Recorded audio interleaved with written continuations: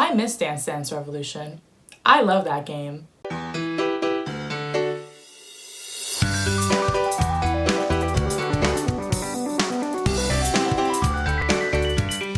Hi, I'm Lizzy Friedman, this is Inside Ambition, and you're on 34th and Art, the intersection for all things arts and entertainment in and around Drexel University. You know what's up first. It's a pop culture moment. Entertainment Weekly released an inside look at their Pride Month edition magazine covers, featuring SNL star Bowen Yang, Pose goddess MJ Rodriguez, Master of None actor Lena Waithe, and rock star himself, whom I keep talking about, but I'm not that big of a fan of. I mean, he's great, but I'm not a huge fan. Lil Nas X. Pride Month doesn't really start until June, but I'm living for this early celebration. Now this week, we're taking a look at Dance on Film, a Drexel dance event. And I'm not talking Footloose, people. This is the real deal. Dirty dancing? More like Drexel dancing. If only Patrick Swayze was here.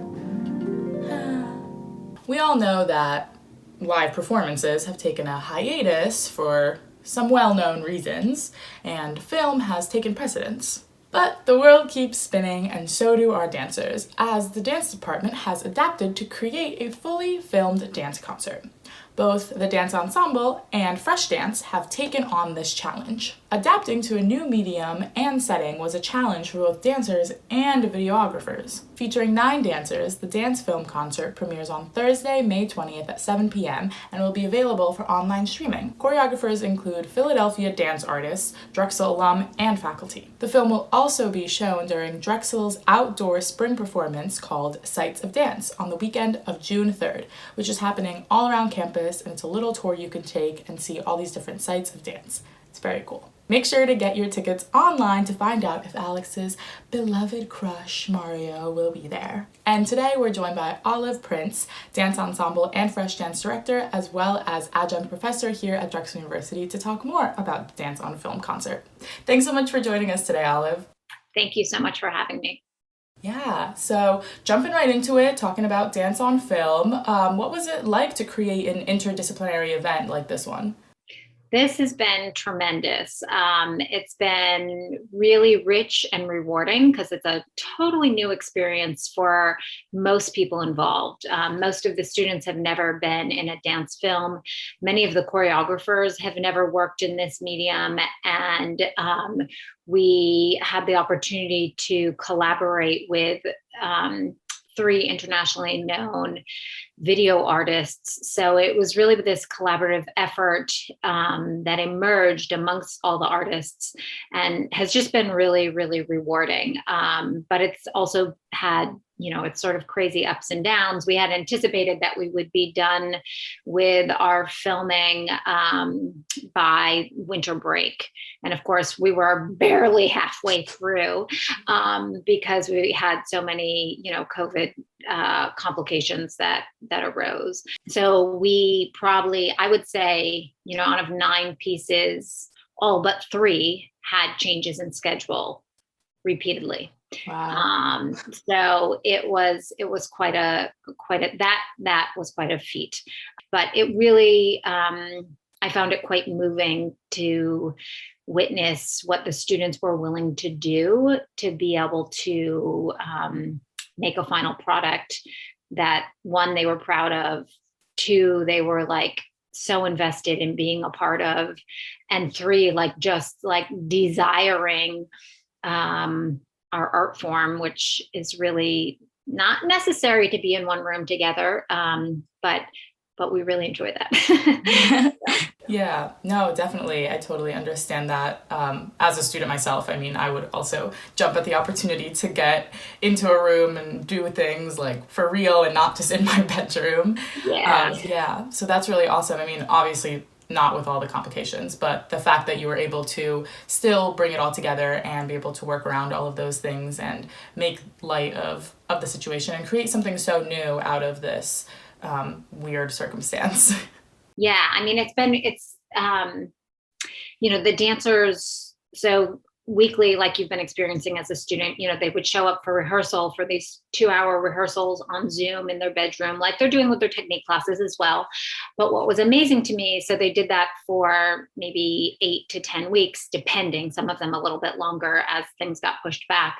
But when we entered the theater space or the site specific space where they were filming, within a 4 to 5 hour time period, most of those pieces had like fully been realized and culminated. Granted, they didn't take their film form, like that's like a whole different process of making, but some of them were ready to be like seen in a stage format if it needed to be. So that to me was just like awe inspiring and so motivating to see what did happen over Zoom and what translated.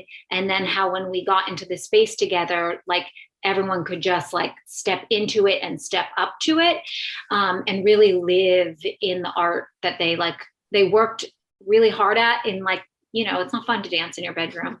But to be in the space together was really, really worth it. So that was cool. Yeah. Right. That's really incredible. Yeah. Do you think there will be space in like the dance world to keep going on further with like dance on film even after the pandemic is over? Absolutely. It's an art form that's been around. It's not new. We didn't invent it. So that is here to stay. And I hope that dance ensemble can stay invested in it. What we have, what's really cool is, like dance exists outside of the theater all the time. That is, that's part of dance. So that's a normal thing. So to have students experience that is really just at like a professional caliber of work, and they need to experience more of that. There's no reason they shouldn't be. We even teach a screen dance class on campus for students and filmmakers. And, dance is larger than sort of what we think. It's the human body, it's the human spirit. So I feel like people interested in film, even like there's, to have practitioners of their body moving in space, like there's so many interesting things you can do with that. And I think we just like tapped on its door. So I hope we keep opening it up. Yeah, and I think that also, of course, with it being on film, it makes it just a lot more accessible. A lot more students can now come and watch the event, whereas maybe they might have not been able to get to the Mandel Theater to watch a dance event or something like that. So I think that was also very helpful. Yeah. And they're like, you can also digest them in different ways as compared to like, going and sitting for a 2-hour dance concert. Like this will still probably be 90 to 100 minutes in length for all 9 pieces, but you could watch a 12-minute piece and, then come back to it and watch 2 more pieces or something like that. And you could also dialogue with your friend who was in it, and hear more about the backstory and watch it twice. Like there's all different ways to sort of consume dance in this medium, which is really rich. It's very digestible. You can consume like a 9-minute piece and maybe it's a little heavy and you don't really want to watch more. So then you take a break and then you maybe watch another one another day. Yeah. So it's definitely very helpful in that way. Right. And bringing like art into, people's living rooms as sort of, I feel like as artists, we frequently like don't want to go there. Like it feels like cheapening the process or something, but I feel like it's not true, and it's just where we're at in this sort of technological age. I think there's a lot of cool things we can do in bringing technology and dance together. But why shouldn't we be in a living room, and why shouldn't we be seen with your grandmother and your friends and whoever else? So yeah, we're excited about this. Yeah, very true. So I know you touched on it a little bit earlier, but what were some unexpected challenges in kind of creating the event? One, obviously like the unknown, which was why I decided to go with this sort of format. I didn't want to make something that was pretending to be something. And like if we can't be in the theater together, like then we need to do something else and switch the lens and like make it exciting. that was great. What was challenging about that was that there was a time constraint and a pressure to putting it together because we only had the 3 to 4 days of filming. So I feel like that sort of play process that's essential to the creative process, between the video, between what you're seeing in the film and the video and the screening and the choreographer, there wasn't a lot of room for play. Also, it's like social distancing while dancing, while filming. Like, I continually felt like, oh my God, how much more can I ask these choreographers and dancers to have to like take out of their process? Mm-hmm. Like, you can't touch, you have to keep 6 feet distance. You have to keep 12 feet distance. If we're exerting, you have to, all these things. But what's cool about that is as soon as we invite limitations into our creative process, new answers emerge that you wouldn't have normally done. And then we're flourishing, we're like finding new things. We're tapping into different parts of ourselves. We're having fun. And also like not seeing everything and anything until those days, but I love that. Like, to me, that's exciting. I don't know if everybody feels that way. I think that causes anxiety for some people too, but I like the improvisational making and parts that have to happen. So yeah, that's super interesting. And I really like your point of how having these limitations lets you tap into a different side of your creativity and a different part of your brain and find new solutions that you wouldn't think of before. And maybe like those new things will stick even after like these limitations are gone. So I think that's really great. Yeah. And I hope also like inspire the students to think about what's possible rather than thinking about what's impossible. Like we could approach this whole thing as like, oh God, we're done, or we can be like, what's left? What can we do? What's possible?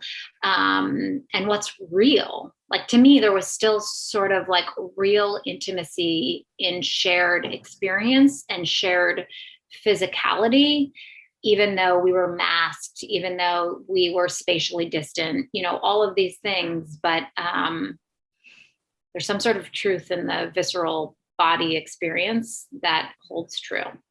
Yeah, that's a lovely outlook. Well, yeah. Well, I have one last question for you. What are you most excited about sharing with the viewing?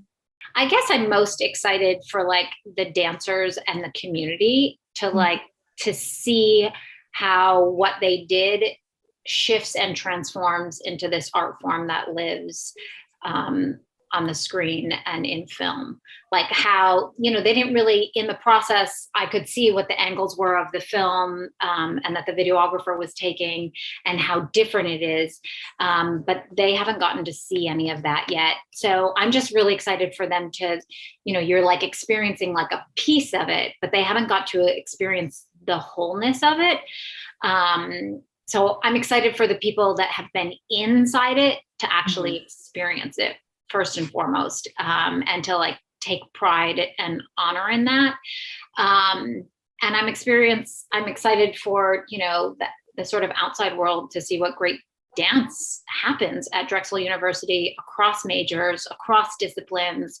There are students from all over campus dancing in dance ensemble and fresh dance, and they're committing themselves to it in an extraordinary time and sort of, deserve our recognition for the hard work they're doing. So the dance film concert will be open to the public on our website starting May 20th. But then we are also doing Sights of Dance, which is a student-driven choreography that's happening outside around campus. There's 7 student choreographers who are making little things, and the audience takes a walking tour to see all the dances. And that happens June 3rd through the 6th. And then the film will happen outdoors after that at the Urban Annex Yard at 8:30, like sort of like a movie under the stars. So very cool. 2 different ways to experience it. Well, thank you so much, Olive, for joining us today and talking a little bit more about the event. Again, I'm so excited to watch, and I hope other dragons will come and watch as well. We will. Thanks, Lizzy. Appreciate what you're doing. Dragons, come out and support our fellow dancers at their event. All the information on where it is and how to get there will be down below.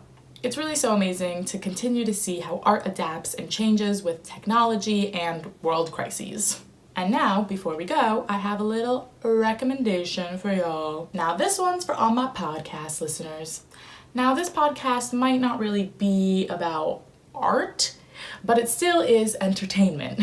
At the Pass is a podcast all about the ins and outs of the food service industry. As a person who has worked in food service as my side hustle since I was 17, I can tell you that it's a wild ride. So, two lovely ladies I know, Doria and Aislinn, have created their own podcast to sit down and talk a little bit about the biz. Check them out wherever you stream your podcasts and follow them on Instagram at the Pass Podcast.